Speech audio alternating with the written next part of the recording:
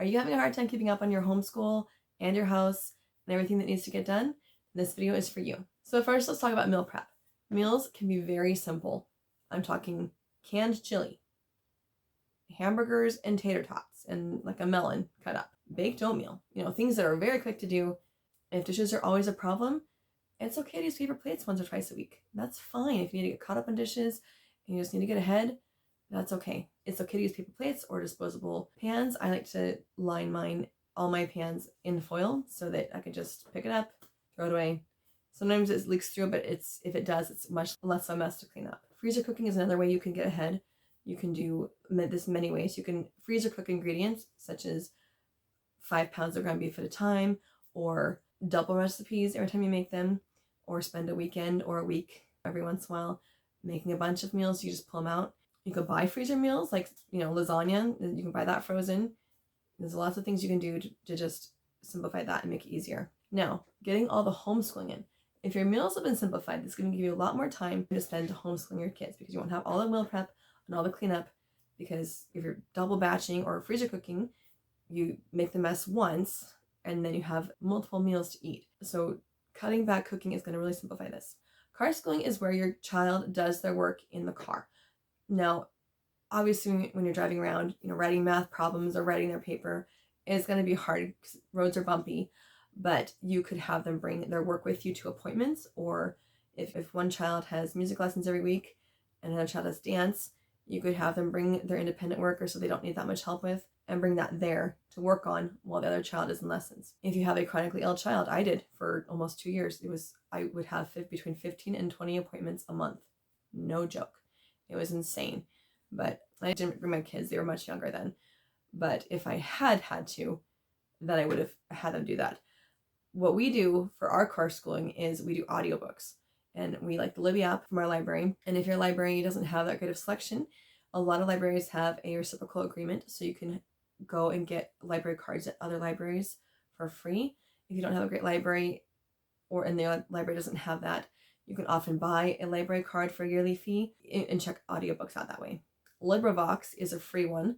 There's tons of free books there. They're all books that are in the public domain. They're read by volunteers. So some of them are really good. Some of them are not great. Or like, we were listening to this one book and then chapter 9, the narrator changed and it was this guy with a super thick accent. We had no idea what was happening because we couldn't understand him. So that's more of a risk, but there are a lot of good narrators on there and it's much appreciated to have them do that. And it's okay to outsource. It's okay to have your kids take online classes if you can't fit in teaching all the kids everything. It's okay to have some kids take an online history class or an online science class or an online writing class. Totally fine, and you should take advantage of other teachers if you have the money for it. Outschool classes aren't very expensive. It's a great option for kids. You could have the oldest children help the youngest children when they're done with their work, or you could pay them to help them with reading or writing. You don't want to make it their job, their expectation, because that's really not it's not their job. It's your job to homeschool, but you could reward them with things or just ask them to, and if they don't mind, that's fine. But don't make them, you have to help homeschool younger kids.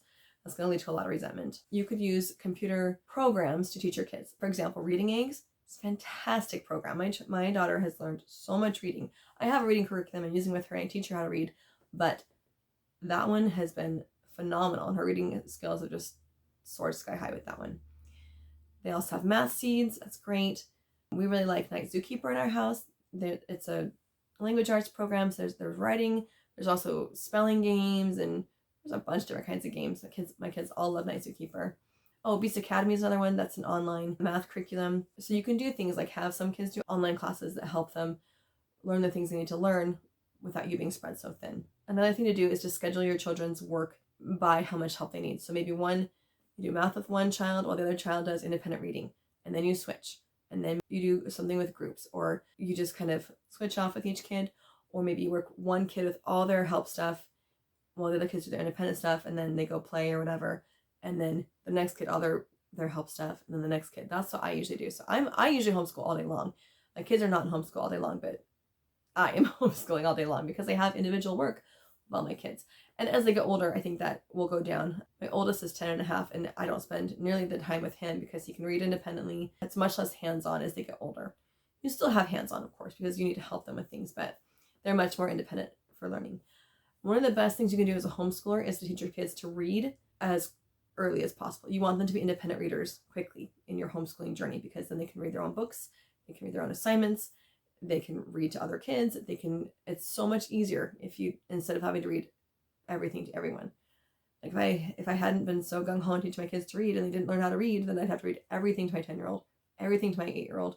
It would take forever. But teaching kids how to read well is really important. So click here to see how I schedule out my homeschool year. I think you'll find this video very helpful. Please like and subscribe, and I'll see you next time.